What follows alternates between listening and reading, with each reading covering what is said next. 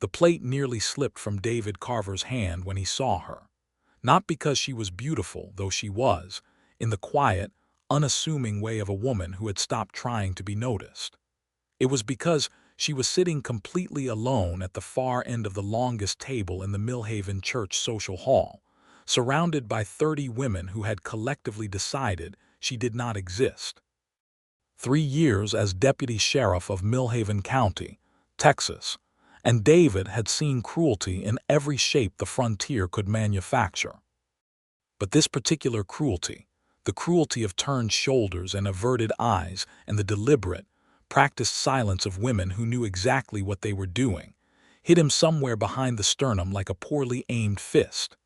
Virginia Morgan had not touched her empty plate. She sat with her hands folded in her lap and her spine perfectly straight, as though she were modeling composure for a portrait painter who would never arrive. The line for the food had moved around her like a river around a stone. Women had reached past her without looking. Children had been steered away by maternal hands on their shoulders. And Virginia Morgan had not moved, had not flinched, had not looked up once at the buzzing crowd around her, because she had already understood within the first 10 minutes of walking through that church door that understanding was not going to save her. David watched Mabel Strickland whisper something behind her hand to Cornelia Pratt, and both women cut their eyes toward Virginia, and then away again with the speed and precision of people who had been practicing that particular gesture for decades. His jaw tightened. He picked up the second plate, the one he had been intending to carry to old Sheriff Bullen, who was sitting outside on the porch with his bad leg stretched out, and he walked the length of that social hall with both plates and every set of eyes in the room burning holes in the back of his shirt. He set the fuller plate down in front of Virginia Morgan. She looked up at him, and what he saw in her dark eyes in that precise moment was something he would carry for the rest of his life. It was not gratitude or surprise or relief. It was something older and more complicated than any of those things.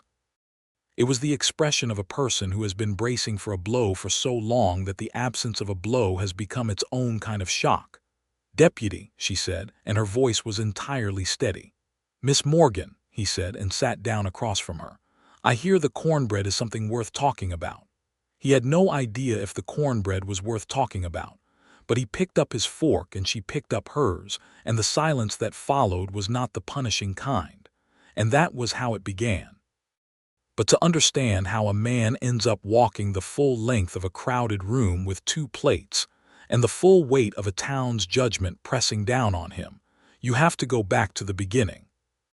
You have to go back 3 weeks, to the morning a wagon rolled into Millhaven with a woman inside it who was carrying a dark past in one hand and a forged letter of introduction in the other, and who had no idea that both were about to be used against her in ways she had never imagined. The wagon that carried Virginia Morgan into Millhaven arrived on a Tuesday morning in September of 1882, kicking up a thin plume of red Texas dust that settled over the main street like judgment from above. Virginia was 26 years old, and she had not slept properly in 11 days, and she was holding in the pocket of her traveling dress a letter that she had written herself under a name that was not hers, because the name that was hers had become, in the town of Calder Creek, 40 miles east, a name that people said the way you say a curse word, quietly and with feeling. She had not set out to be a woman with a dark past. She had set out to be a school teacher. She had arrived in Calder Creek the previous spring with her credentials and her trunk, and her genuine intention to spend her days teaching the children of West Texas their letters and their sums. What she had not counted on was that the man who had offered her the teaching position, a man named Harlan Cole, who served as both the mayor of Calder Creek and the chairman of the school board, would interpret her acceptance of the position as acceptance of something considerably more personal. Harlan Cole was 51 years old and had been a widower for 3 years, and had decided, without consulting Virginia on the matter, that she would make an ideal second wife. When Virginia had gently, then firmly, then desperately declined this honor, Harlan Cole had done what men with power and wounded pride have always done. He had destroyed her reputation so thoroughly that she could not walk down the main street of Calder Creek without hearing the whispers. He had told people she had a scandalous history back east. He had told people she had come to Calder Creek under false pretenses. He had told people things about her character that were so spectacularly untrue that Virginia had actually laughed when she first heard them. A short, incredulous laugh that had transformed almost immediately into something that was not laughing at all. She had left Calder Creek in March with nothing but her trunk, what remained of her savings, and the kind of cold, quiet fury that a woman develops when she has been treated as property and found wanting. She had spent the spring and early summer moving through small towns, doing what work she could find, laundering and mending, and once, memorably, helping a druggist organize his supply room in exchange for 3 nights of shelter. And she had, in a moment that she still was not entirely sure she did not regret, written the letter. It was a letter of recommendation from a schoolmaster in San Antonio named Caldwell, who did not exist, attesting to Virginia Morgan's excellent character and unimpeachable moral standing and considerable skill in the education of young minds. She had sealed it with wax and addressed it to herself, and then written ahead to Millhaven, presenting herself as a candidate for their open teaching position. The Millhaven School Board, which consisted of 3 men and met in the back room of the hardware store, had written back within 2 weeks offering her the position at $30 a month. It was the fastest 40 miles Virginia had ever traveled, because she was afraid that if she went slowly, the doubt would catch up with her. What she had not accounted for was Cornelia Pratt. Cornelia Pratt was the wife of the hardware store owner, which made her adjacent to the school board in ways that were unofficial but absolute. Cornelia Pratt was also the second cousin of Harlan Cole, and she had received a letter from her cousin that had arrived in Millhaven precisely 3 days before Virginia's wagon did. Virginia did not know about this letter on the Tuesday morning she arrived. She did not know about it when she checked into the boarding house run by a widow named Mrs. Eunice Farrow, who was perfectly pleasant to her face and perfectly horrified behind her back. She did not know about it when she spent her first week in Millhaven preparing her classroom, arranging the desks, writing the alphabet on the board in her careful, even hand, and feeling, for the first time in months, something that resembled hope. She found out about the letter on Friday afternoon, when she went to the general store for chalk and thread and encountered, for the first time, the specific quality of silence that Millhaven's women had decided to deploy against her. The general store was run by a man named Pete Sherwood, who was decent enough and who rang up her purchases without comment. But there were 4 women in the store when Virginia arrived, and those 4 women stopped talking the moment she walked through the door, and they did not resume talking, and they did not acknowledge her presence. And when she said, "Good afternoon," in the general direction of Mabel Strickland, Mabel Strickland looked at the bolt of calico on the counter in front of her as though it had said something deeply interesting. Virginia paid for her chalk and her thread and walked back to her boarding house room and sat on the edge of her bed for a long time with her hands in her lap, thinking. She had been here before. She knew this silence. She knew what it meant, and she knew, with the bone-deep certainty of a woman who had already had one life dismantled by a man's wounded pride, that whatever Harlan Cole had written in that letter was already working its way through Millhaven like poison through a water supply. What she did not know was what to do about it. She could not confront it directly, because a woman defending her own reputation was, in 1882, considered the surest possible evidence that the reputation needed defending. She could not leave, because she had nowhere to go and no money to get there. She could not simply endure it, because the church social was in 2 weeks, and if she stayed away it would confirm every suspicion, and if she went it would be exactly as bad as tonight had been in the store, except in front of everyone and over food. She went to the social because the alternative was surrender, and Virginia Morgan had not survived the past 6 months by surrendering. David Carver had been deputy sheriff of Millhaven County for 2 years and 3 months, which was long enough to know the town's rhythms and short enough that he had not yet become part of the furniture.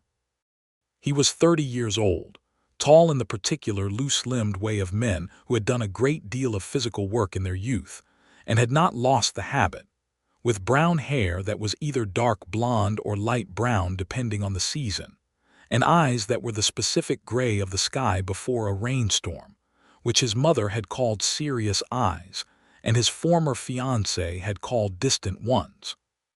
His former fiancée was not relevant to the story he was currently living, except insofar as she had taught him something important about the difference between a woman who needed to be rescued and a woman who needed to be seen.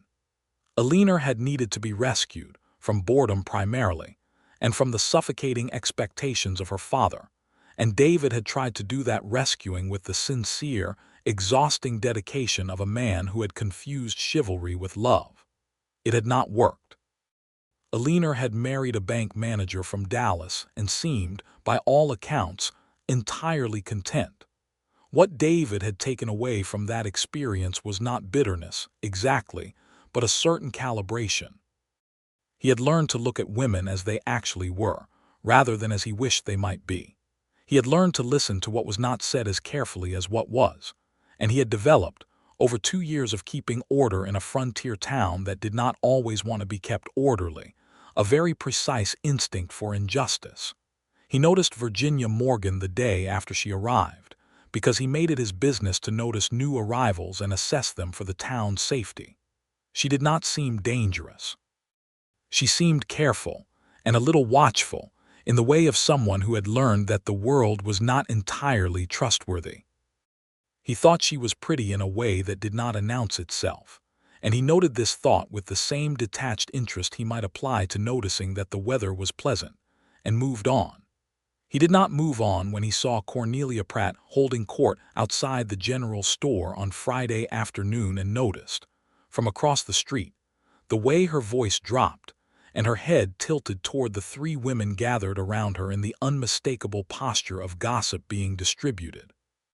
He did not move on when he heard Virginia Morgan's name mentioned in that conversation, because sound carried differently in a town where the buildings were mostly wood and the wind came straight off the plains. He did not confront Cornelia Pratt. It was not his place, and it would not have helped, but he started paying attention. What he was paying attention to over the following 2 weeks was a portrait of a woman being systematically isolated, and it disturbed him in ways he found difficult to articulate even to himself. Virginia Morgan was not doing anything wrong. She was doing her work, appearing at the school every morning before 8, leaving after 5, walking to and from her boarding house with her head up and her expression composed. She was doing her shopping and her errands and not bothering anyone. And the women of Millhaven were conducting a silent, coordinated campaign against her that left no fingerprints and no evidence and was, David had come to understand, considerably more effective than anything louder would have been. He asked Sheriff Bullen about it, one afternoon when the office was quiet, and the sheriff had his boots off and his feet on the desk. Sheriff Martin Bullen was 62 years old and had seen enough of the world to be selective about what surprised him. He listened to David's summary with his eyes half closed and his expression neutral. Cornelia Pratt got a letter from a cousin in Calder Creek, Sheriff Bullen said when David was done. You probably already guessed that. I guessed something of the sort, David said. What did the letter say? Don't know exactly, but I know Harlan Cole by reputation, and if you've crossed Harlan Cole, what the letter says is whatever makes him feel better about having been crossed. Sheriff Bullen opened his eyes all the way and looked at David directly. Question is, what are you thinking about doing about it? I don't know yet, David said. I'm thinking. Thinking can be useful, Sheriff Bullen said. Don't take too long. The church social was held on the 2nd Saturday of each month in the hall attached to the First Methodist Church of Millhaven, which was the only church in town, and therefore served all denominations by default. Reverend Aldous Marsh ran it with the cheerful authoritarianism of a man who considered community building a sacred duty, and was not above a little mild social engineering in its service. He had been genuinely delighted when David told him he was planning to attend the September social, because David was not historically a regular attendee of social functions that did not involve either law enforcement or emergencies. David arrived at the social at 6:30, collected a plate from the table near the door where the food was laid out, and made a careful survey of the room before deciding anything. The hall was full and warm and smelled of roasted meat and baked goods, and the noise was considerable. It took him about 30 seconds to locate Virginia Morgan. She was at the far end of the longest table, and she was alone, and she had an empty plate in front of her because she had not yet approached the food table. And David understood immediately that she was not going to approach the food table because doing so would require walking the entire length of a room full of people who had decided to treat her as though she were not there. And that was a distance she was not prepared to cross alone. He went to the food table and filled 2 plates. He was deliberate about it, taking his time, choosing things that looked good, making no attempt to be subtle about the fact that he was filling 2 plates. And then he walked the length of the hall. He felt the room shift as he moved. Conversations did not stop, but they modified themselves, quieted slightly, redirected. He felt Cornelia Pratt's eyes on him like a spotlight. He did not acknowledge it. He kept his eyes on Virginia Morgan, who was watching him approach with an expression he could not yet fully read, and he set the fuller plate in front of her and sat down across from her and said something about cornbread. What he had actually been thinking was considerably more than cornbread. What he had been thinking was that every person in this room had been given a story about this woman before they ever met her, and they had chosen to believe it without examination. And that was the specific, cowardly kind of injustice that made him furious in ways that physical danger never quite managed to. What he had been thinking was that she had been sitting there for 20 minutes with an empty plate and a straight spine, and an expression of absolute composed dignity. And that kind of courage deserved to be met with something more than a continued supply of empty plates. "I appreciate it," Virginia said after they had both eaten a few bites in the comfortable silence he had offered her. "You don't have to stay, Deputy. I don't want to cause trouble for you." "You're not causing trouble," David said. "The trouble was already here before you arrived." She looked at him steadily for a moment. "You know about the letter." It was not a question. He was impressed by that. "I know there is one," he said. "I don't know what it says exactly." "It says," Virginia said, with a precision that told him she had thought about this carefully, "that I am a woman of loose character who came to Calder Creek under false pretenses and had to be removed from my position for the good of the community." She took a bite of cornbread and chewed it thoughtfully. "It is a very effective letter, I imagine. It does not have to be true to be effective." "No," David said. "That kind of letter rarely does." "Is it true?" He asked it without inflection, not as an accusation, simply as a question that deserved to be asked out loud. Virginia set down her fork and met his eyes. "The loose character part is entirely false. The false pretenses part is more complicated." She paused for a moment. "I presented a letter of recommendation from a schoolmaster in San Antonio. The schoolmaster does not exist. I wrote the letter myself, because the man in Calder Creek who destroyed my reputation was the only person in a position to give me a reference, and he was not going to give me one that would allow me to work again." She kept her eyes level on his while she said it, and he appreciated that, the willingness to be honest when honesty was the riskier choice. "That's a serious admission," he said. "I know," she said.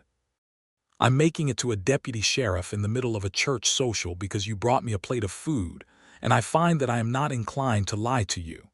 David looked at her for a long moment, this woman with the composed expression and the dark eyes and the forged letter and the straight spine, and felt something in his chest make a very quiet, very definitive decision.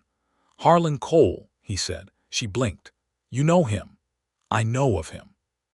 He came up in a legal matter in this county about 18 months ago. Land dispute. He was persuasive, and he was wrong, and he had enough money to make wrong look like right for about 6 months before it came apart. David picked up his fork again. He's the kind of man who's been winning for so long he doesn't know how to lose without making someone else pay for it. Virginia was quiet for a moment. Then she said, "That is the most accurate description of Harlan Cole I have ever heard, and I have been thinking about nothing else for 6 months." Something shifted in the texture of the social around them. It was subtle, but David noticed it. People were continuing their conversations with the slightly elevated energy of people whose conversations have become less interesting than what they are watching from the corner of their eyes. Mabel Strickland had stopped pretending to examine the dessert table. Cornelia Pratt was speaking in a low, rapid voice to her husband, George, and George Pratt was frowning in David's direction in a way that did not suggest happiness.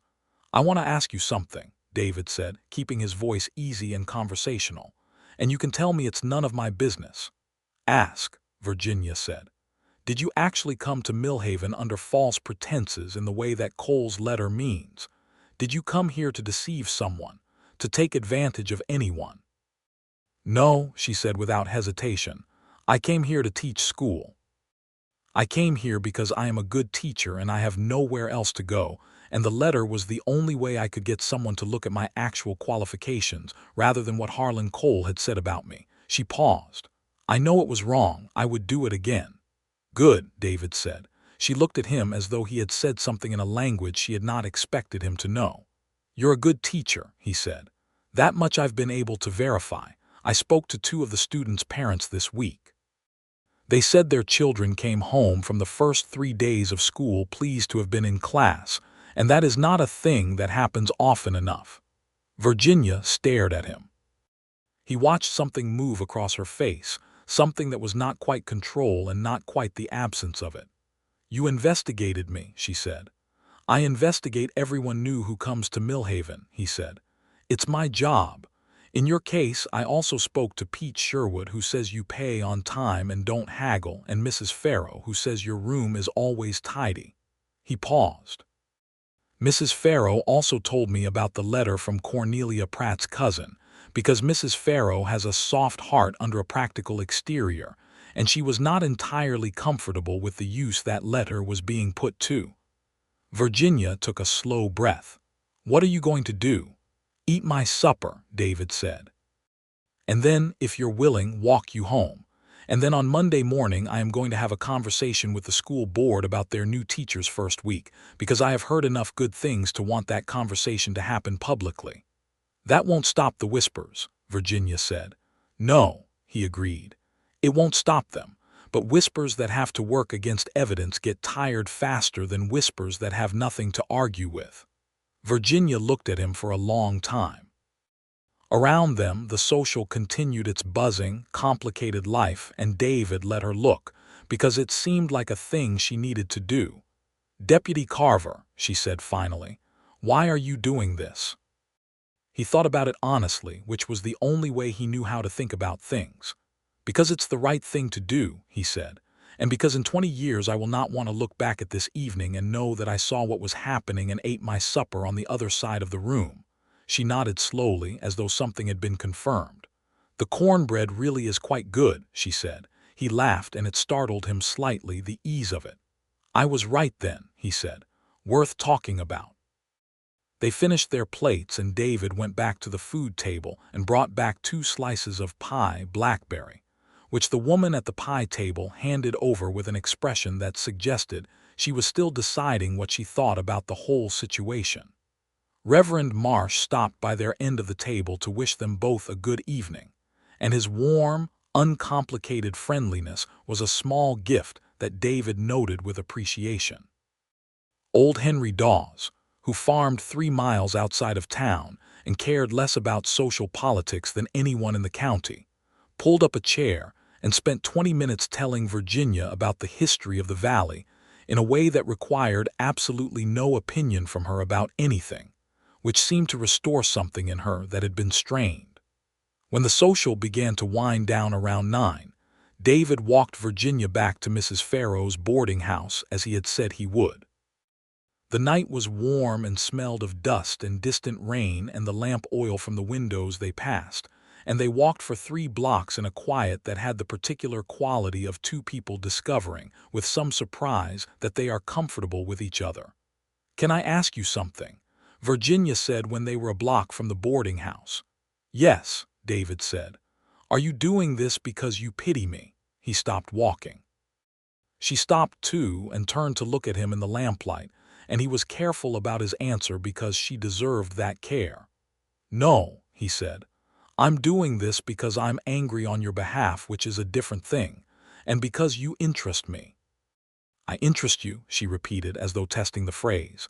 "You're sitting alone in a room full of people who have decided to despise you on someone else's word," he said. "You have an empty plate and no allies, and I suspect a considerably difficult 6 months behind you, and your back is straight and your hands are folded and you are not flinching. That interests me very much." She looked at him for a moment. "You are an unusual deputy sheriff." "So I've been told," he said. "Good night, Miss Morgan." "Yes." "Good night, Deputy Carver," she said, and went inside, and he stood in the street for a moment listening to his own heartbeat, which was doing something that felt like the beginning of a problem and the beginning of an answer at the same time. The conversation with the school board happened on Monday morning in the back room of Pete Sherwood's hardware store, and David had prepared for it with the same methodical care he brought to anything that mattered. He had, over the previous 48 hours, spoken to 5 sets of parents, all of whom had reported positive impressions of the new schoolteacher's first week. He had spoken to Mrs. Farrow, who had agreed, somewhat reluctantly and with a great deal of complicated feeling, to attest to Virginia's reliability and good conduct as a boarder. He had drafted, in his own head, a clear and factual account of what he knew about Harlan Cole and what he knew about the practice of using a reference letter to end a woman's career for personal reasons. The 3 men who made up the school board were Pete Sherwood himself, a rancher named Obadiah Trent, and the town's doctor, a quiet man named Samuel Hale, who was the most intelligent person in any room he entered and the least likely to announce it. They listened to David with the careful attention of men who were genuinely uncertain and genuinely uncomfortable with that uncertainty. "You're telling us the letter from Calder Creek is unreliable," Pete Sherwood said when David finished. "I'm telling you that Harlan Cole is a man with a documented history of using legal and social pressure to get what he wants and punishing people who don't give it to him," David said. "And I'm telling you that 5 sets of parents in this town, after 1 week, are telling me their children are being well taught. Those are the facts as I have them." "What about the letter she sent us?" Obadiah Trent said. "The one from the San Antonio schoolmaster." "If that schoolmaster doesn't exist, then the question for this board," Dr. Hale said quietly, in the measured tone that meant he was about to resolve something, "is whether you are trying to run a school or trying to run a reputation. If the former, the relevant question is whether she can teach. If the latter, you were never going to find anyone satisfactory." He looked at each of them in turn. "In my opinion, on the evidence presented, this board should suspend its judgment until it has something more substantial than a jealous man's letter to work with." They agreed to this, which was the best possible outcome David had hoped for and better than he had expected. The school board would not seek to remove Virginia from her position. They would, in the polished language of men trying to cover themselves, continue to evaluate the situation. It was not a full victory, but it was enough to keep the floor under her feet. Virginia received this news on Monday afternoon, when David stopped by the schoolhouse after the children had gone home. He found her erasing the board with the methodical patience of someone in the practice of making order out of chaos, and he told her what the school board had decided, and she listened with her back to him, erasing, and when he was done she set down the eraser and turned around and looked at him with those dark, careful eyes. "Thank you," she said. "It was a simple thing, but the weight behind it was not simple at all." It's not permanent, he said. They're watching. You'll need to be impeccable. I have been impeccable, she said, with a flash of something that was not quite irritation but was adjacent to it, and he liked it, that flash. It was the first time he had seen her move outside the careful composure. I know, he said. I meant it as information, not instruction. She held his gaze for a moment. You are a very precise man. I try to be, he said. It prevents misunderstandings. And do you often seek to prevent misunderstandings, Deputy Carver? Whenever possible, he said. Miss Morgan, would you do me the honor of taking a walk on Saturday afternoon, not the social, just the town? It occurs to me you've been here 2 weeks, and most of what you've seen of Millhaven has been filtered through other people's bad intentions. She blinked, and he watched her recalibrate. A walk, she said. Along the creek, he said. It's pleasant in September, unless that feels inappropriate given the current state of Saturday, she said. Yes. He nodded, pulled his hat down slightly, and left, and outside on the schoolhouse steps he allowed himself one quiet moment of something that felt very much like anticipation before he put his hat back where it belonged and walked back to the sheriff's office with his face arranged in its usual expression. The walk on Saturday was the beginning of something that David could feel, but could not yet name. They walked along Millhaven Creek, which ran southwest of town through a corridor of cottonwood trees, and the afternoon light came through the leaves in the particular golden way of Texas September. And Virginia talked about teaching in a way that transformed her from the composed, careful woman he had seen at the social into someone with opinions and enthusiasm, and a genuine, fierce love for the work. The youngest ones, she said, stepping carefully over a tree root, are the most interesting because they haven't yet learned to be embarrassed by not knowing things.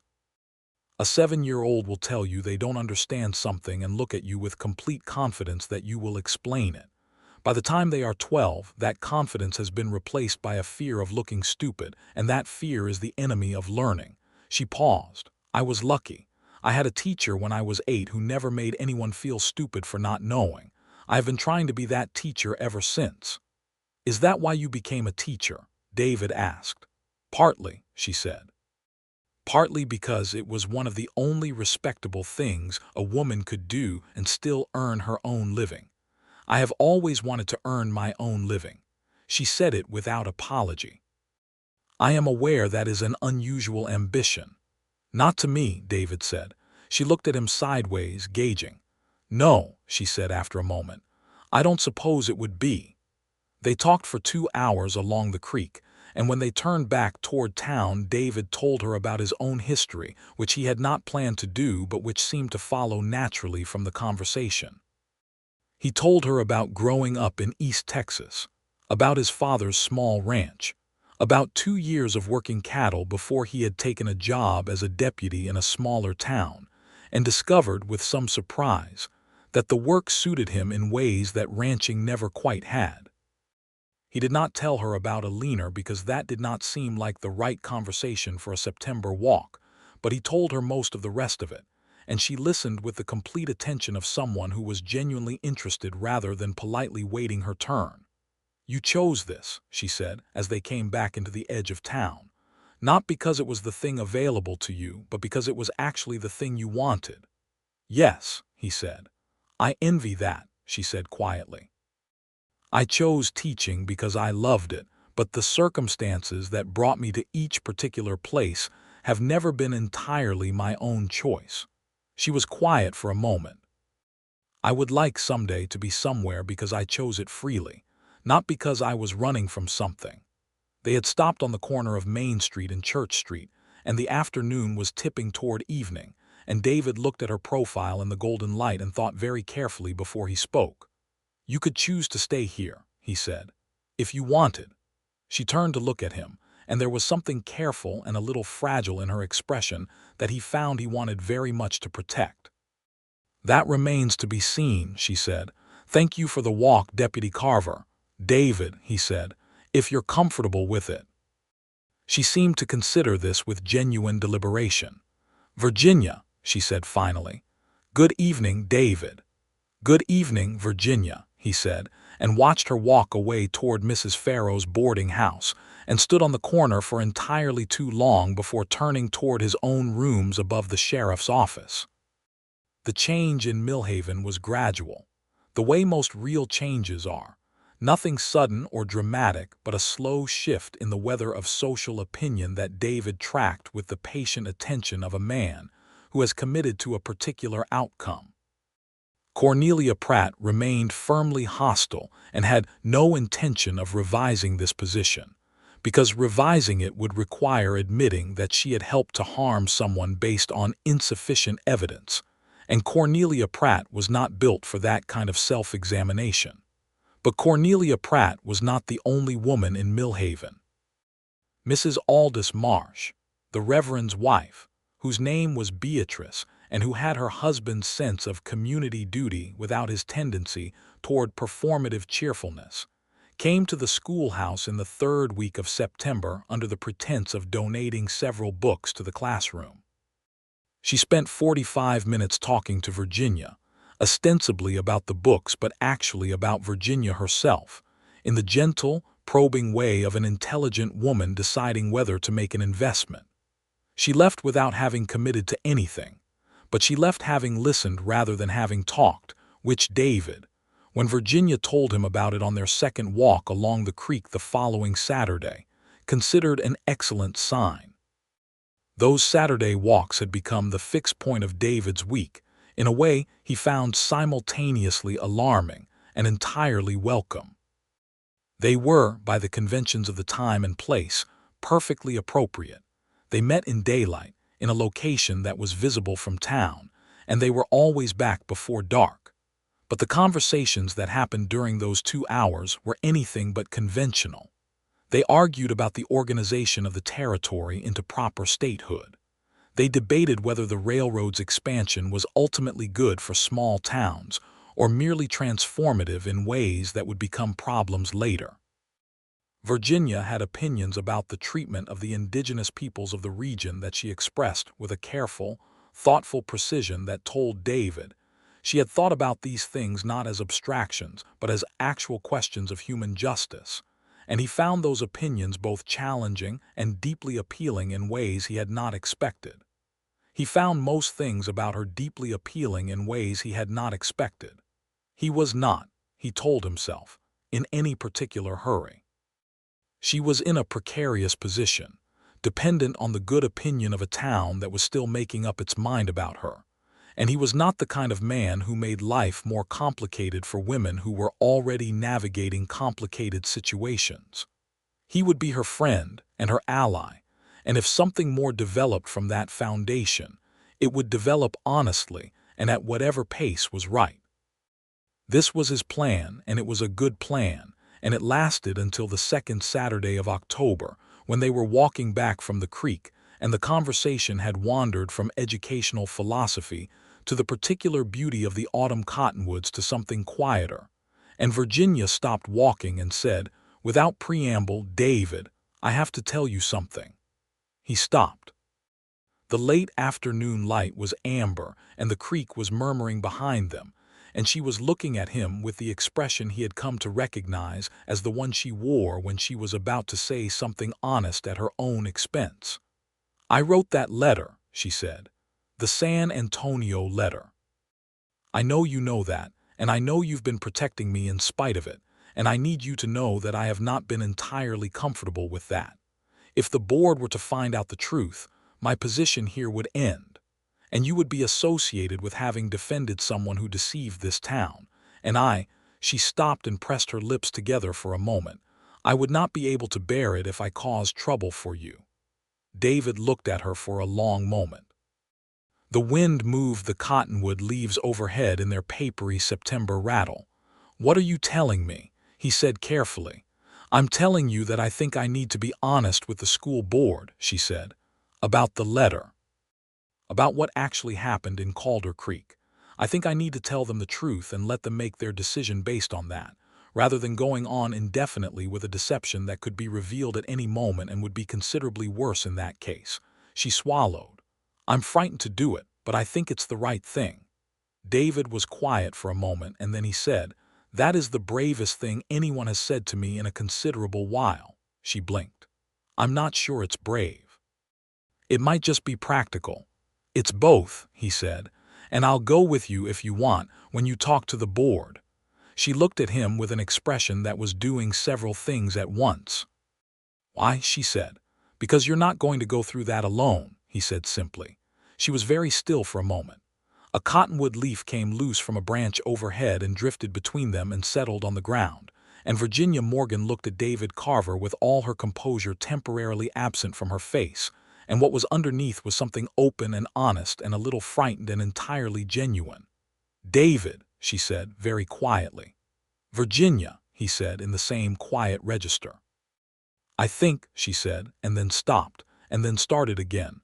I think I have been trying very hard not to feel what I am currently feeling, because I am in a precarious situation and I do not want to complicate it further, and because the last time I trusted someone in a position of authority it went very badly for me.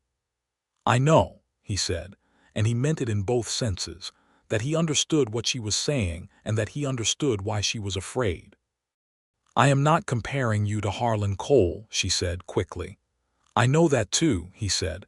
Virginia, I'm not going to use anything you feel against you. That is not something I am capable of. She looked at him steadily for a long time in the amber light with the creek behind them and the cottonwoods overhead, and then she said, I know that. That's what frightens me most, actually. That I know it already after only a month.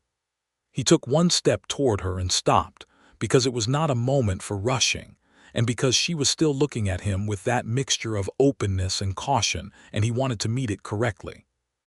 Would it help, he said, if I told you that I am finding it equally difficult not to feel things I was not planning to feel?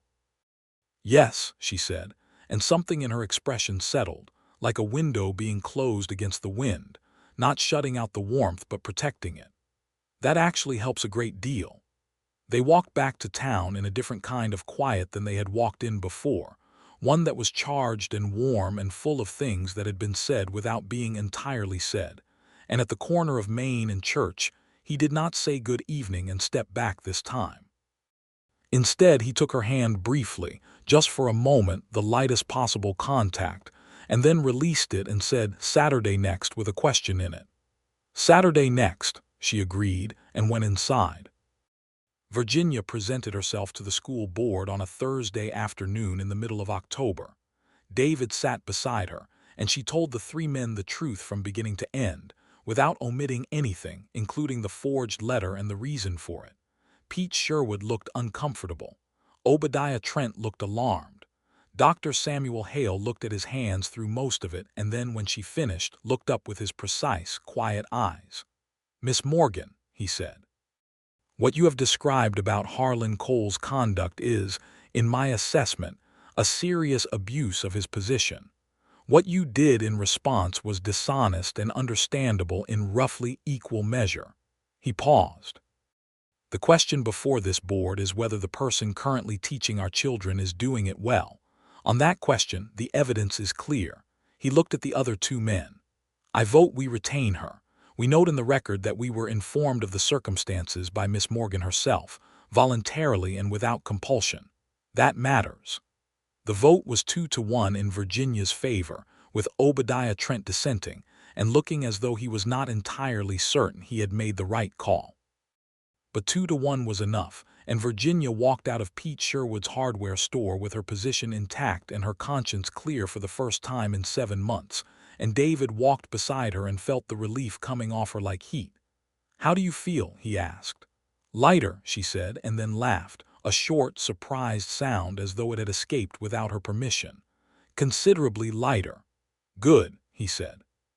He wanted to say something more, to tell her how proud he was of what she had just done in that room, but the words felt large, and she seemed to need a moment to simply be in the open air with her lighter feeling, so he just walked beside her and let the afternoon do its work. The month of November brought two things simultaneously: the real beginning of David and Virginia's courtship, and the arrival in Millhaven of a man named Reuben Stokes. The courtship was the easier of the two to manage. It was no longer entirely covert that David Carver and Virginia Morgan were keeping company, and the town had been sorting itself out on the question for several weeks. Beatrice Marsh had come down decisively on the side of Virginia, which had brought with it a meaningful portion of the women who looked to Beatrice for their social direction.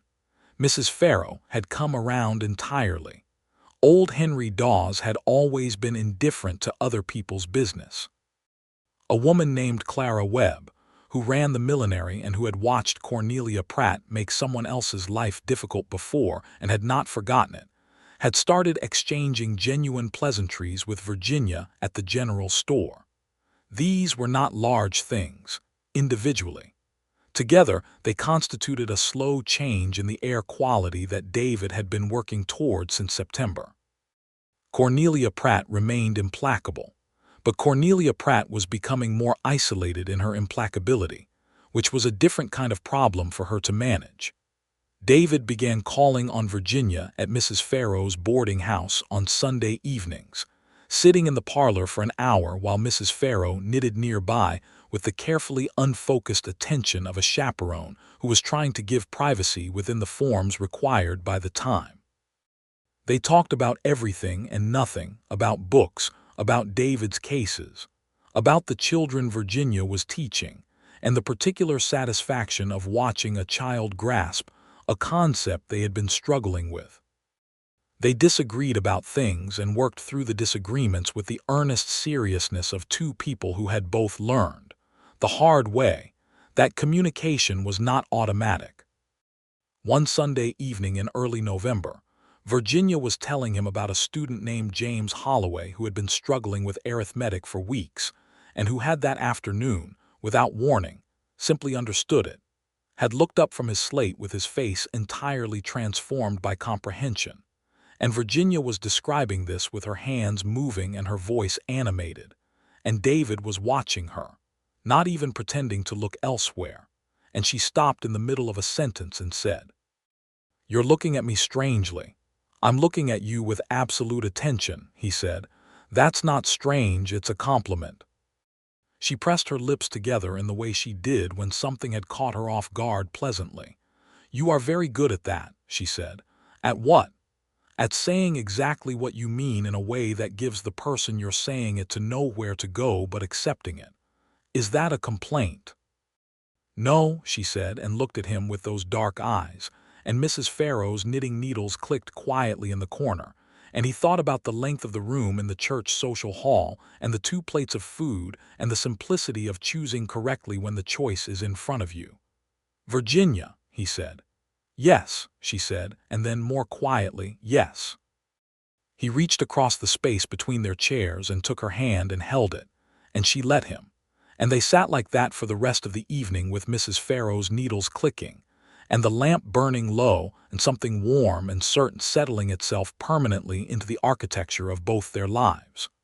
Reuben Stokes arrived on a gray Tuesday in mid-November, and David knew within 3 minutes of talking to him that he was going to be trouble.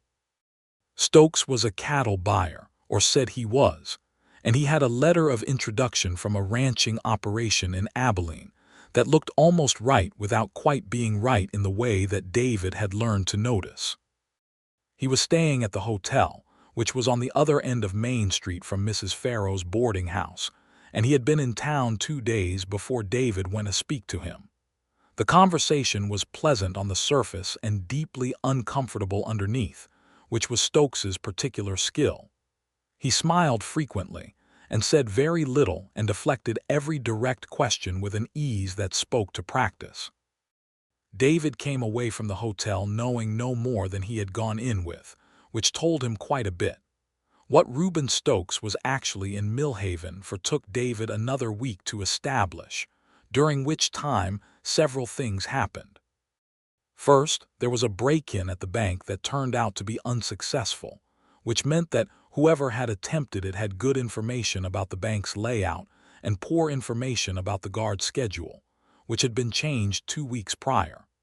Second, David received a telegram from a sheriff in Abilene who had been looking for a man matching Stokes's description in connection with 2 previous robberies in the area.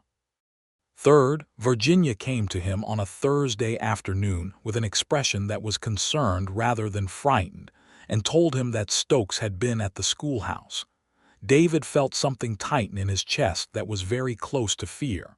What was he doing there? He asked, keeping his voice level. He said he was inquiring about whether any of the children might need additional tuition that he would be willing to fund, Virginia said. It made no sense whatsoever. I told him the school board handled those matters and gave him Pete Sherwood's name. He left. She paused. He was looking around the school very carefully while he was talking, not at me, at the building. The schoolhouse was directly across the street from the bank. David looked at Virginia and she looked at him, and they both arrived at the same conclusion at the same time. I want you to go to Mrs. Farrow's and stay there until I say otherwise, David said. David, she said. Please, he said, and the please was the word that worked on her where an order would not have, because Virginia Morgan did not respond to orders except with resistance, but she responded to honesty and she could hear the genuine concern under the single word. Be careful, she said, and it was a complete sentence with considerable weight behind it. I will, he said, and went to find Sheriff Bullen. They took Reuben Stokes at the hotel that evening before he had a chance to do anything else. It was not dramatic. Sheriff Bullen knocked on the hotel room door and Stokes opened it and found two men with badges and the specific expressions of men who had done this before, and he made a calculation and came with them quietly. The search of his room turned up tools consistent with the bank break-in and correspondence that was illegible to casual inspection, but not to Sheriff Bullen, who had seen this kind of code before in his long career. Stokes was held in the Millhaven jail to await transport to Abilene, which would happen in 2 weeks. The whole business was resolved, from David's perspective, with a satisfying cleanness. No one had been hurt. The bank's money was safe. The children in Virginia's schoolhouse had been at no risk, as it turned out, because the school had simply been the best vantage point for watching the bank, which Stokes had been observing rather than targeting. David went to Mrs. Farrow's boarding house that evening and told Virginia it was resolved, and she listened and then let out a breath she had been holding since Thursday. I'm glad he's gone, she said. So am I, David said. They were in the parlor and Mrs. Farrow was in the kitchen on some pretext that gave them a few minutes of genuine privacy, and David looked at Virginia in the lamplight and thought about the way she had said be careful, with all that weight behind it, and made another of his quiet, definitive decisions. Virginia, he said. Yes, she said. I'm going to say something that I want to say correctly, and I'm going to ask you to give me a moment to find the right words. She waited, with the patient, serious attention she gave to things that mattered. When Stokes came to your schoolhouse, he said, I felt something that I have not felt in a long time, which was the specific kind of fear that comes from caring about someone more than you can easily justify from a standing start. He met her eyes. I have been in this county for over 2 years, and I have not been frightened for anyone in this particular way before. I want you to know that. Because I think you deserve to know it, and because I think honesty is the only foundation that I am willing to build anything on. Virginia was very still for a moment. Are you telling me that you love me? She said, with the precise directness that was her particular gift. He took a breath. I'm telling you that what I feel for you has the weight and the shape and the specific gravity of love, he said, and that I have been aware of it developing for approximately 6 weeks, and I wanted to tell you when I was certain rather than when I was merely hopeful. She stood up from her chair and crossed the small space between them and sat beside him on the settee, close enough that their shoulders were nearly touching, and she looked at him with her dark eyes clear and direct and entirely undefended. David, she said, I came to Millhaven running from someone else's cruelty and carrying a deception I was not proud of, and I have spent the last 2 months being slowly, carefully shown that I am allowed to exist here, that I am seen correctly rather than incorrectly, and that someone has been paying the kind of attention that sees who I actually am rather than what a bitter man said about me. She paused. That kind of attention is not something I have experienced before. And what I feel about that person who has been paying that attention is something I have been fighting for 6 weeks because I was afraid of being wrong again. She took a breath. I am not wrong. He reached over and took her hand, the same hand he had taken on that other evening, and this time she turned it over and held his back, and they sat like that for a long moment with all the honesty between them settled into something that was going to last. I would like to court you properly, he said. With your permission. You have it, she said. He raised her hand to his lips and pressed them briefly to her fingers and felt the warmth of that simple gesture travel all the way to the center of his chest. Be warned, she said when he released her hand. I have opinions about nearly everything. I know, he said. It's one of the things I love about you. She laughed, that surprised laugh that escaped without warning, and he thought it was the best sound he had ever heard in the state of Texas. December in Millhaven brought cold winds down from the north, and wood smoke from every chimney, and a quality of communal indoor life that softened social distances in ways the open summer never quite managed. Virginia's position in the town was still not entirely uncontested, but the contest had shifted in ways that were increasingly clear. Cornelia Pratt had begun to find herself on the outside of social conversations that used to defer to her, not because anyone had confronted her directly, but because the accumulation of small evidence over 3 months had made her position increasingly uncomfortable to maintain with conviction. David and Virginia were openly courting by December, which in Millhaven meant that they attended church together on Sundays, and David called on her formally at the boarding house, and occasionally they shared a meal at the hotel dining room where both of them were seen and not hidden, and the ordinariness of two people enjoying each other's company spoke for itself more loudly than any formal declaration could have.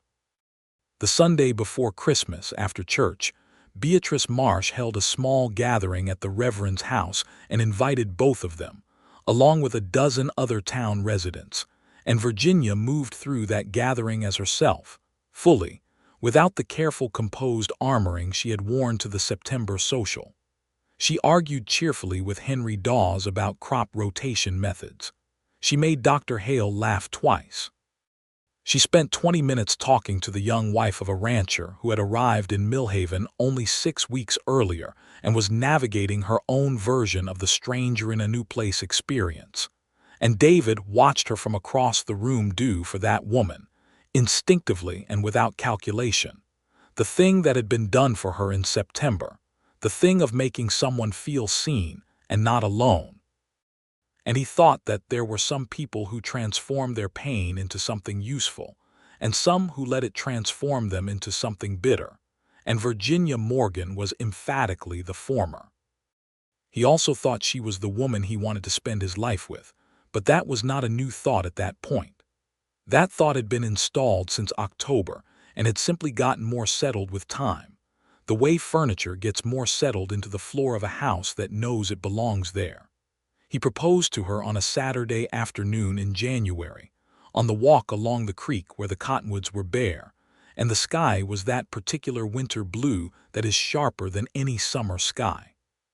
He did it with no ceremony and no calculation, because both of those things would have been wrong. He simply stopped walking and said, "Virginia, will you marry me?" She stopped and looked at him, and he could see her processing it, not with surprise exactly, but with the careful attention she gave to anything that mattered. "You're certain," she said. It was not a question, but it was a request for confirmation. "Entirely," he said. "I'm not an easy woman," she said.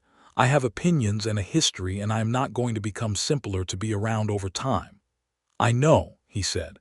"I am proposing to the woman I know, not a simplified version of her."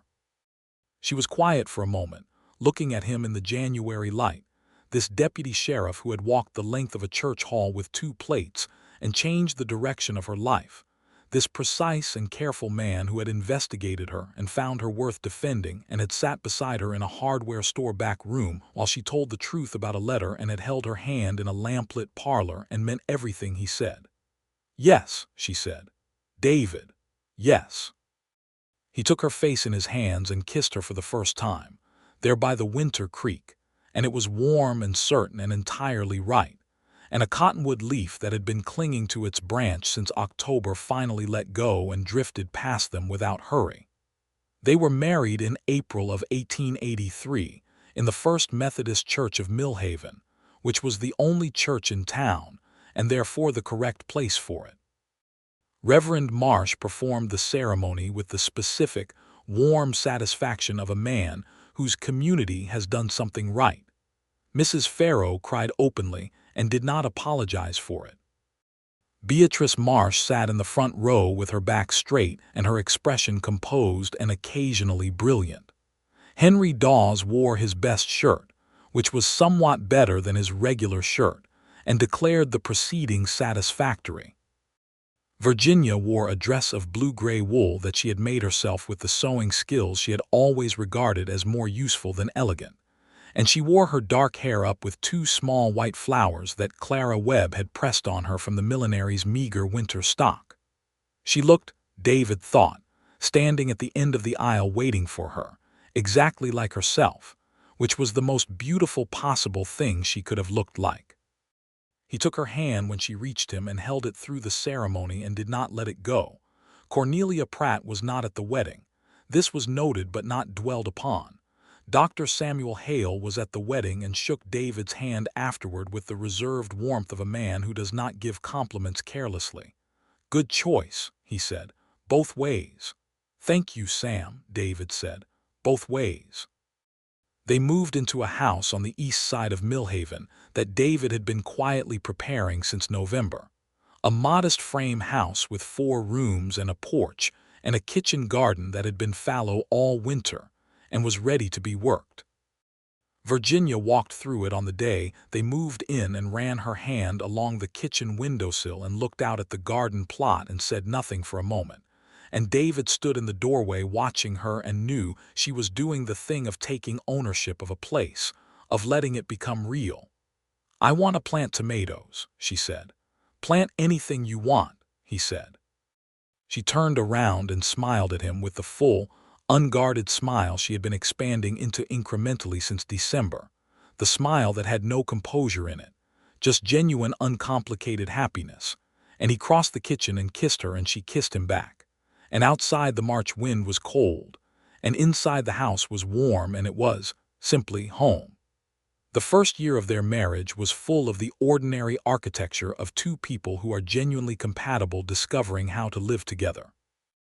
They were different in the small daily ways that make marriage interesting, rather than suffocating.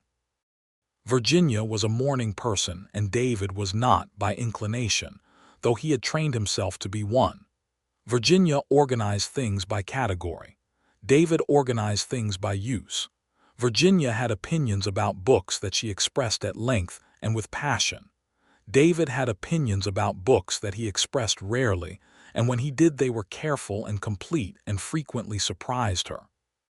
They argued about things and resolved the arguments, which was the important part, and they learned, over the course of a year, the particular grammar of each other's silences and moods and what was needed in various circumstances. It was not a fairy story. It was better than a fairy story because it was real.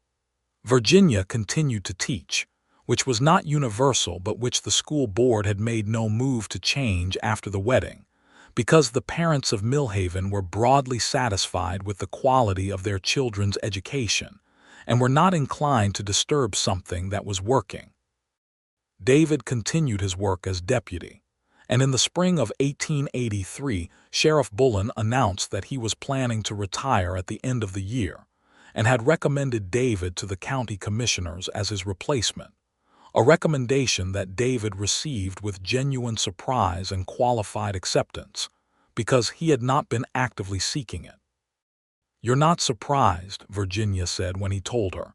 "I'm not sure what I am," he said. "You should take it," she said. "You think I'd be a good sheriff." "I think," she said with the precision that was her particular gift, "that the county would be fortunate to have someone who walks the length of a room with 2 plates when the room is looking the other way. Yes, I think you should take it." He took it. The first change in the shape of their life came in the spring of 1884, when Virginia began to be quietly ill in the mornings. She came to it herself and told him with the directness she brought to everything, one evening in April. "I believe I am expecting a child," she said, in the kitchen, while he was sitting at the table with a report he was reading, and he looked up and found her watching him with that expression he knew, the one that was open and a little uncertain, checking the landscape. He set the report down and looked at her for a moment, feeling something enormous moving through him that was not quite any single emotion but contained several, the particular weight of a life expanding. "Are you well?" He said first because that was first. "Very well," she said. "A little ill in the mornings, but very well otherwise." He stood up and crossed to her and put his arms around her and held her, and she let herself be held in the way she had been learning to, with less of the old guardedness and more of the simple fact of two people being close. "Good," he said into her hair. "Good." The child was born in November of 1884, a boy, which they named Samuel after Dr. Hale, who had been the closest thing to a quiet champion Virginia had had in those early difficult months.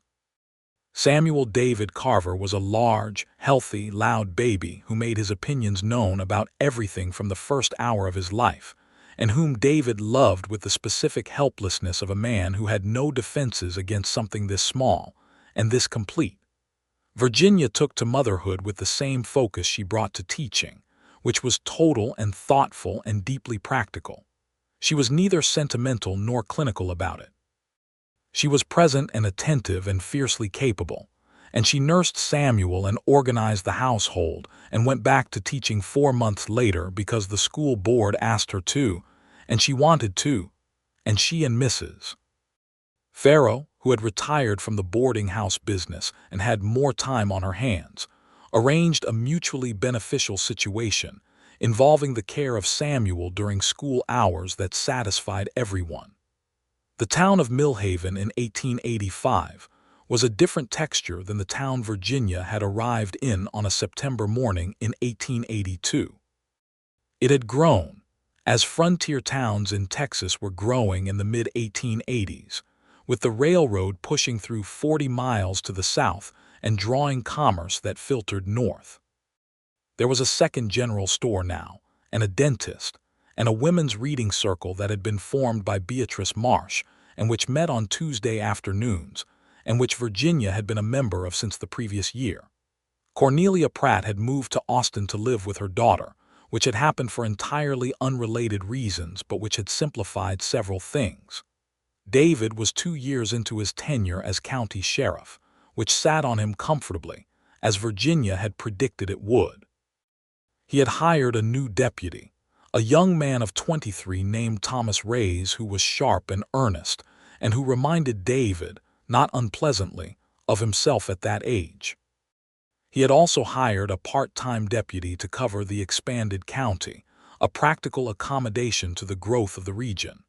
One evening in the spring of 1885, Virginia came home from the reading circle with a book under her arm, and a particular expression that David had learned to read as meaning she had been thinking about something specific. "What is it?" he said. "We were discussing," she said, setting the book down on the kitchen table, "a proposal that Beatrice has put forward to the school board for a second schoolroom. The town has grown enough that one room is becoming insufficient." "Yes," David said. "I know, Sam's been talking about it. Samuel Hale asked me whether I would consider taking on the responsibility of the second room as principal instructor," Virginia said, choosing her words carefully. "Not the only teacher, but the senior one. It would involve a higher salary and a seat, informal but real, on the educational committee." David looked at her. "What did you say?" "I told him I needed to think about it," she said. She sat down across from him. "I wanted to think out loud with you first. Do you want it?" He said, "Yes," she said, "very much." "Then take it," he said. "There may be opposition," she said. "Some people still have the old reservations about whether a woman should." "Virginia," he said, "you are the best teacher in this county. Samuel Hale knows it, the parents know it, and the children certainly know it. Take the position." She looked at him for a moment with that dark gaze that missed nothing. "You never tell me what to do," she said. "I'm not telling you what to do," he said. "I'm telling you what I see, which is a woman who is asking whether she is allowed to want something good for herself, and the answer to that question is always yes." She was quiet for a moment. Then she reached across the table and took his hand, and he closed his fingers around hers. And little Samuel, who was 6 months old and asleep in the next room, made a small sound in his sleep that was not quite words and not quite not words, the language of a child who is perfectly content. "Yes," Virginia said. "I'll take it." She accepted the position in May of 1885, and the opposition, such as it was, proved considerably less formidable than the Millhaven she had arrived in 3 years earlier. The town had grown accustomed to her. More than that, the town had grown to respect her, in the quiet, accumulated way that comes not from dramatic gestures but from consistent, excellent work done over years. The children she had taught were passing her on Main Street and tipping their hats and mentioning things she had said in her classroom, and their parents were telling each other about it. That summer was warm and full and good. They took Samuel to the creek on Saturday afternoons, now with a purpose different from courtship walks, the purpose of a small person learning the world, and Virginia and David sat on the bank and watched their son discover water and rocks and the particular interest of cottonwood leaves, and the conversations they had sitting there were the comfortable conversations of two people who know each other well enough to be quiet and still know they are talking. "Do you ever think about Harlan Cole?" David asked one afternoon. Virginia was quiet for a moment. Samuel was sitting in the shallows with his feet in the creek, absolutely delighted. "Sometimes," she said, "less than I used to. It's hard to think very much about him when I'm sitting here." "Good," David said. "Do you?" she said. "Occasionally," he said. "Mostly to think that he did you a very bad turn that led indirectly to all of this, which is not a thing I am grateful to him for, but it is a fact. The worst things that happen to us sometimes open doors we never would have found otherwise," Virginia said, with the measured equanimity of someone who has genuinely thought this through rather than simply repeated it as comfort. "I don't think that means the bad things weren't bad. I think it just means that what comes after is real regardless of how you arrived at it." David looked at her, this woman with her dark eyes and her opinions and her complicated history and her small son in the creek, who had walked into a church social in September 1882 and sat down with an empty plate and a straight spine and changed the direction of his life without knowing she was doing it. "I love you," he said simply. She turned to look at him with the full warmth of her expression, unguarded and complete. "I love you," she said. "David, I love you very much." Samuel in the shallows looked up at them with the alert expression of a baby who is monitoring the emotional temperature of his parents and has found it satisfactory, and then went back to the very serious work of picking up a rock and putting it down again. The second child arrived in the spring of 1886, a girl this time, whom they named Alice.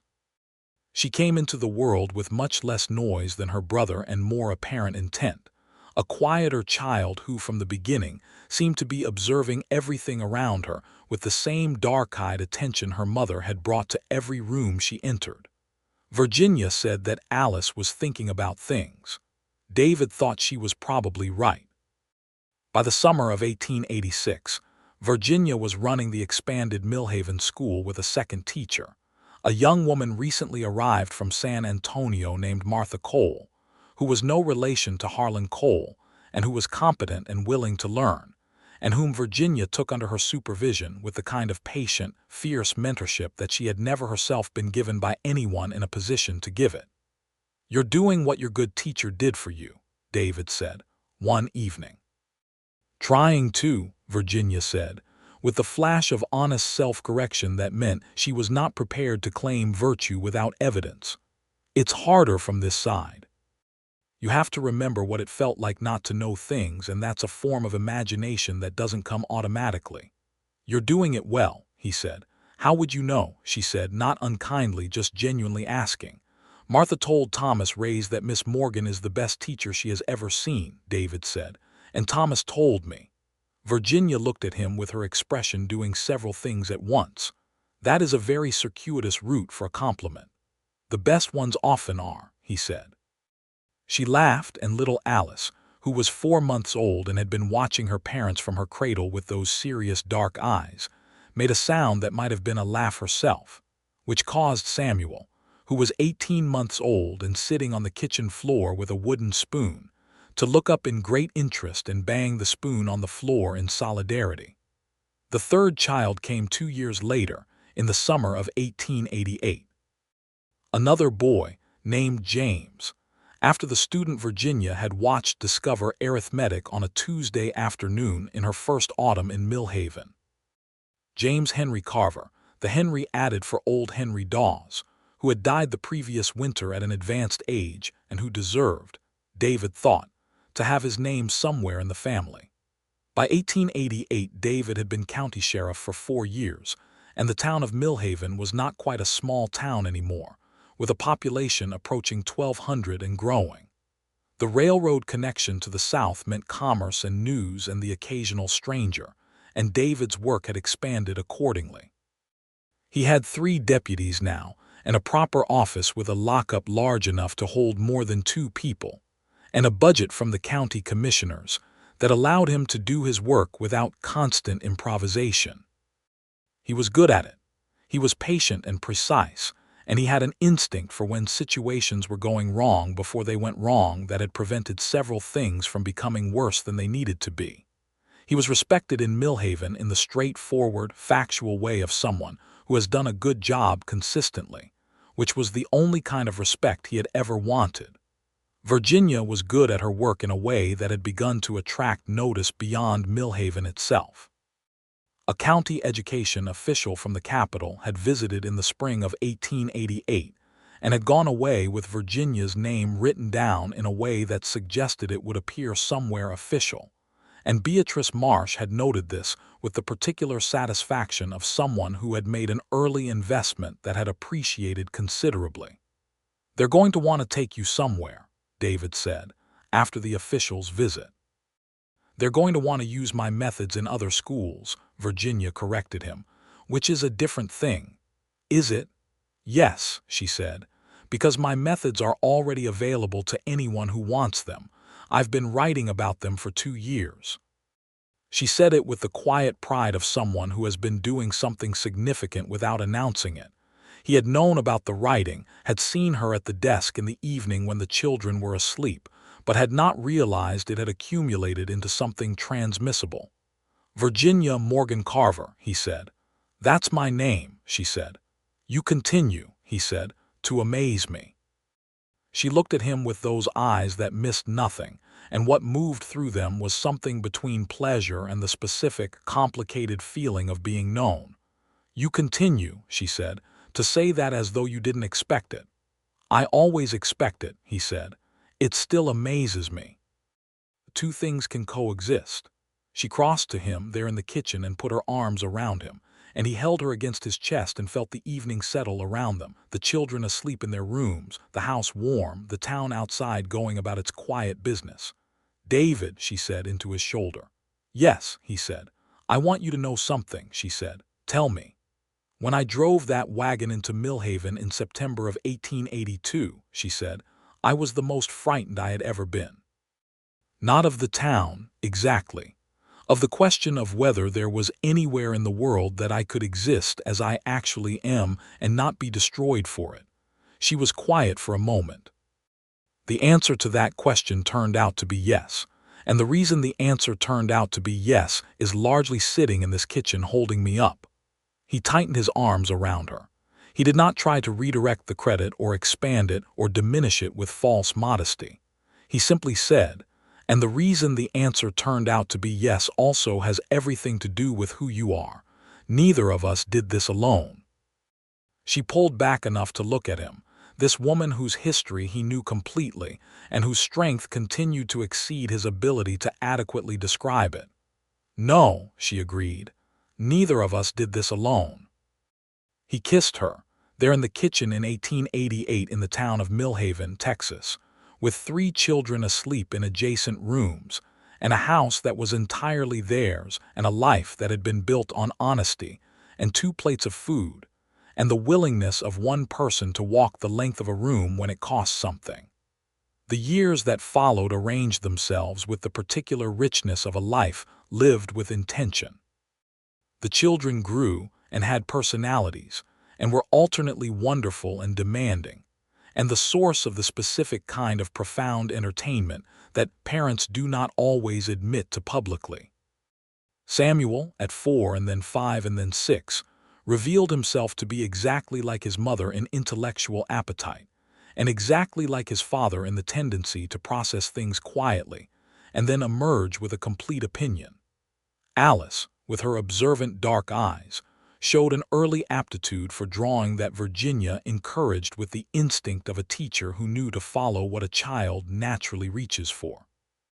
James was loud and physical and full of affection, the child who launched himself at both his parents with equal enthusiasm, and had not yet learned that not all surfaces were appropriate landing targets.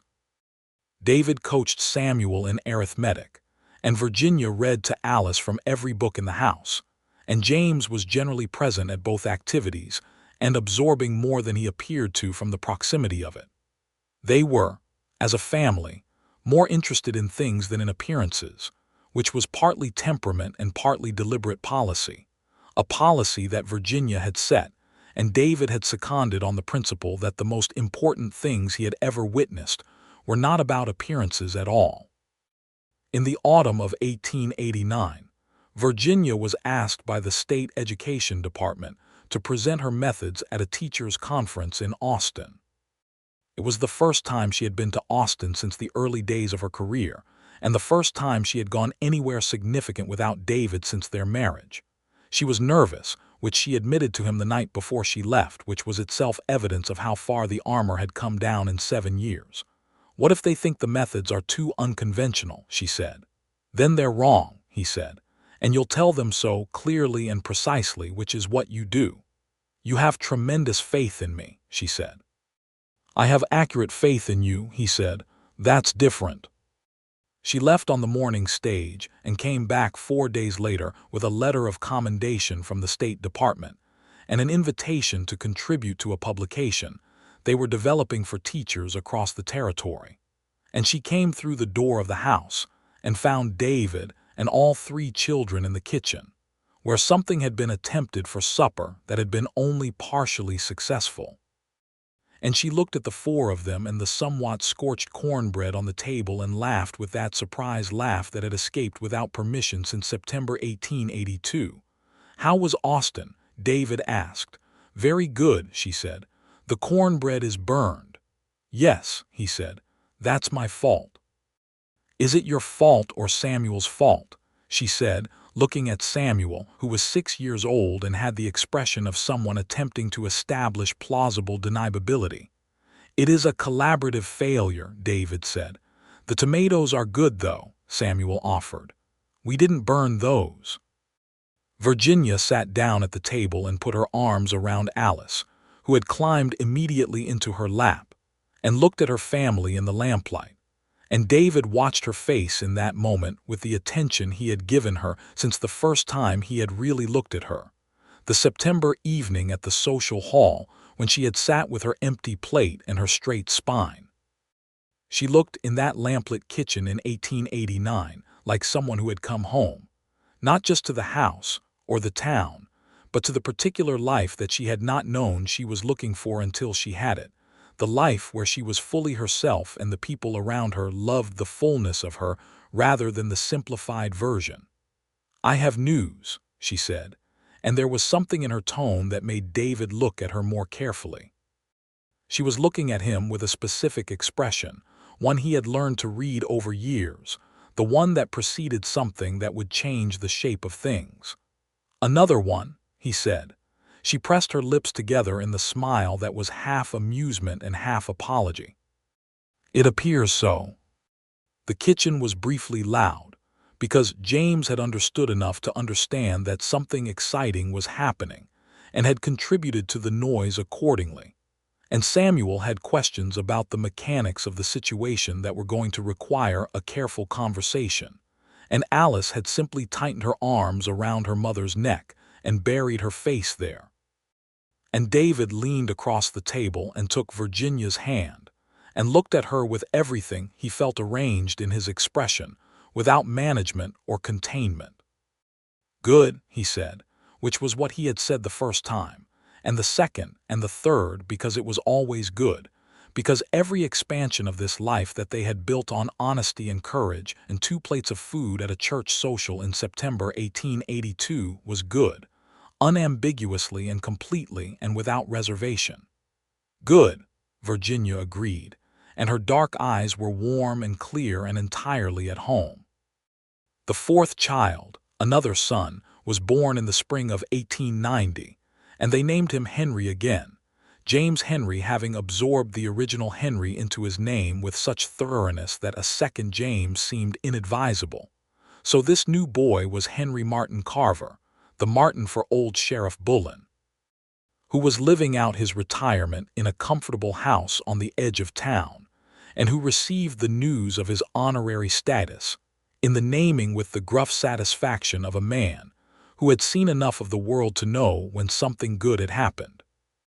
Millhaven grew through the 1890s with the momentum of a town that had found its footing, and David and Virginia Carver grew with it, in the intertwined way of people who have become part of the fabric of a place not through accident, but through the sustained effort of showing up and doing the work, and being honest when honesty was required. Virginia's contribution to the state teacher's publication had led to correspondence with other educators across Texas, and through that correspondence to a network of women teachers who were quietly, without fanfare, improving the quality of frontier education in ways that would take a generation to be fully visible. She was 42 in 1898 and still teaching, though now she was also training teachers, and she had the specific authority of someone whose reputation has been built on evidence rather than appearance, and is therefore proof against the kind of attack that had once nearly destroyed her. Harlan Cole died in 1895 in Calder Creek, where he had lived out his life as the kind of important man who leaves a complicated legacy. Virginia heard about it in a letter from a woman in Calder Creek who had known her during her brief time there, and had watched the situation with horror and insufficient courage to act on it. The letter was an apology, as much as a letter reporting a death could be, and Virginia wrote back with a brevity and a generosity that David thought was a better response than Cole deserved and was entirely characteristic of the woman she was. "Do you feel anything?" David asked her, the evening after the letter arrived. "Less than I expected," she said. "I spent a long time being angry at him, and that was appropriate, I think, because what he did was genuinely wrong and it caused real harm. But I spent the last several years in a life that I would not change for anything, and it's difficult to sustain the anger against that background." "You're a better person than he was," David said. "Most people are," she said with a small smile. "That's not much of an achievement." He laughed, and she laughed, and somewhere in the house their children were conducting the complicated negotiations of children who need to go to sleep, but have not yet reached the conclusion that this is inevitable. And the house was warm, and the town was quiet outside. And David Carver sat in his kitchen with the woman he had loved since September 1882, in the specific, bone-deep way that does not require commentary or analysis, because it is simply the ground under everything else. Samuel graduated from the school his mother ran in 1899 and went on to study law in Austin, which surprised no one who had known him at 7, asking careful questions about the mechanics of things. Alice showed her drawings at a small exhibition in Millhaven in 1901 and sold 2 of them, which caused her enormous surprised delight. James became a rancher on land outside town and married a girl from 3 counties over named Clara, who had his mother's directness and his father's patience, which James had not entirely expected to find in the same person. Henry, the youngest, was still at school in 1901, at 11 years old, the last of the Carver children in Virginia's classroom, which she managed with the careful professional distance of a teacher who is also a mother, and has thought through the ethics of this situation. David retired from the county sheriff's office in 1903, at 51 years old, after 20 years of service, and was given a formal farewell by the town of Millhaven that he endured with the patience of a man who is moved but uncomfortable with ceremony. Virginia sat beside him through the whole of it and held his hand under the table, which she had done at ceremonies both good and difficult throughout the years of their marriage, and it was the same thing it had always been, the thing of not being alone in something. "What will you do?" Thomas Reyes, now 43 himself and the county sheriff for the past decade, asked him afterward. "I'm not sure yet," David said. "Read, probably. Help Virginia with the school when she needs it. Grow things in the garden." "You'll be bored," Thomas said. "I don't think so," David said, and he was right. He was not bored.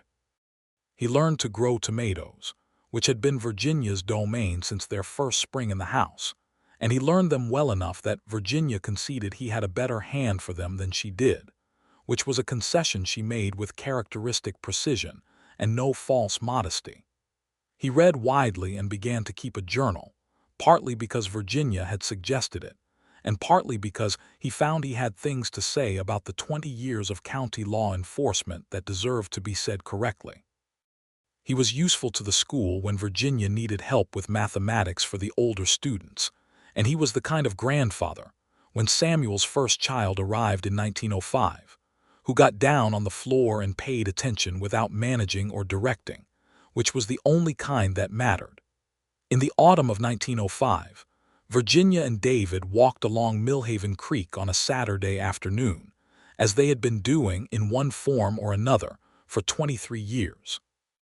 The cottonwoods were in their October gold, and the creek ran clear and cold, and the walk took them past the bend where the water deepened into a pool where Samuel and Alice and James and Henry had all learned to swim in different summers, and Virginia said, "I was thinking about the September social." "Which one?" David said, though he suspected he knew. "The first one," she said. 1882. "What about it?" he said. "I was thinking," she said, "that when you walked across that room with 2 plates you had no idea what you were doing." "I had some idea," he said. "You had no idea," she said with a smile. "You thought you were doing a small thing, a decent thing. Addressing an obvious injustice with a practical solution." "That's what I thought," he agreed. "You were doing all of that," she said, "and you were also beginning the whole rest of both our lives." She paused, looking at the creek. "I think about that sometimes, about how much was contained in that one walk across a room." "So do I," he said. She took his arm, looping hers through his in the way she had since they were married, and they walked the last stretch of creek path in the amber October light. And David thought about a September evening in 1882 when he had picked up 2 plates of food and walked toward a woman sitting alone and changed both their lives. And he thought it was the best walk he had ever taken, until every walk he had taken since then with her beside him. "David," she said, as they turned back toward the town. "Virginia," he said. "Thank you," she said. "For what in particular?" he said. She thought about it honestly, as she did everything. "For walking across the room," she said, "and for everything since." He covered her hand with his, where it rested on his arm, and held it. The cottonwoods rustled overhead in the October wind, and Millhaven lay ahead of them in the afternoon light.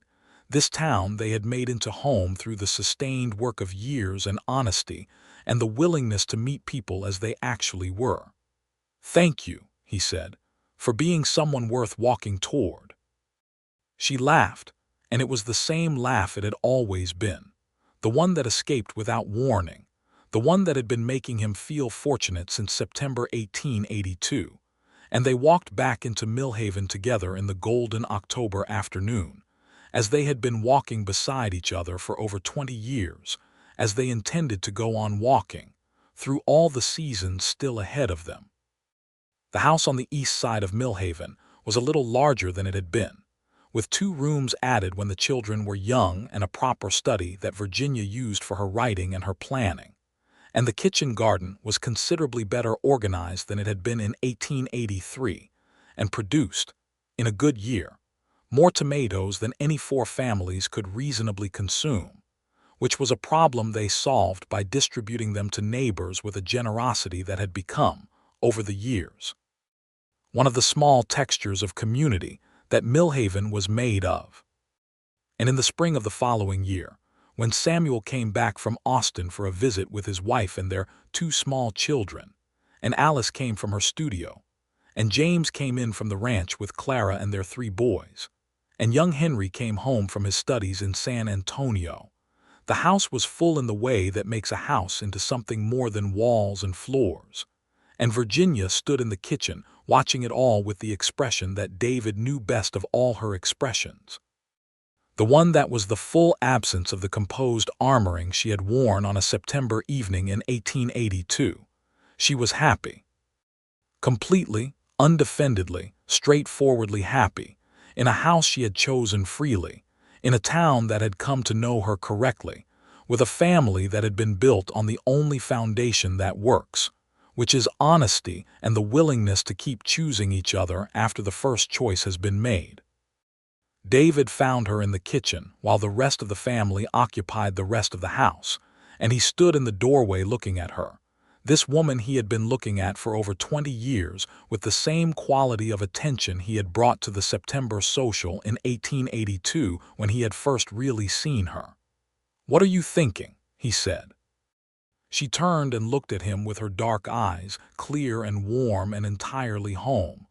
"I'm thinking," she said, "that it is a very long way from an empty plate in a church social to this kitchen." "Yes," he said, "it is. And that every step of the distance was worth it," she said. He crossed the kitchen and stood beside her at the window, looking out at the kitchen garden with its orderly rows and its abundant late spring green, and the town of Millhaven beyond it in the afternoon light, and the life they had built here, which was real and particular and entirely their own. "Every step," he agreed. Outside, the children and grandchildren were making the particular noise of happiness, and the afternoon was warm, and somewhere in the town of Millhaven, Texas, in the year 1906, a new teacher was preparing a classroom for the morning, and a deputy sheriff was making his evening rounds, and the creek was running clear through the corridor of cottonwoods, and everything was as it should be. Virginia Morgan Carver had come to Millhaven running from a dark past and carrying a forged letter and the quiet, furious knowledge that she deserved better than what she had been given. She had been right, and the proof of it was here, in every direction she looked. She reached out and took David's hand, and he held it, and they stood at the kitchen window in the evening light and let the whole happy noise of their lives wash over them. And it was enough, more than enough. It was everything, and it had started with a man who had looked across a church social hall and seen a woman sitting alone with an empty plate and had picked up 2 plates and walked the length of the room and sat down across from her and said something about cornbread. It had been enough to change everything. It always would have been enough. That was the thing about small, correct choices. They compound over years into lives. And the life of Virginia and David Carver, built on honesty and 2 plates of food, and the willingness to cross a room when it cost something, was a good one, full and whole and closed at every edge, with nothing left unresolved and nothing left unsaid that needed saying, and every morning the kind of beginning that people who have found their right life get to have, which is a morning that is both ordinary and unreservedly good.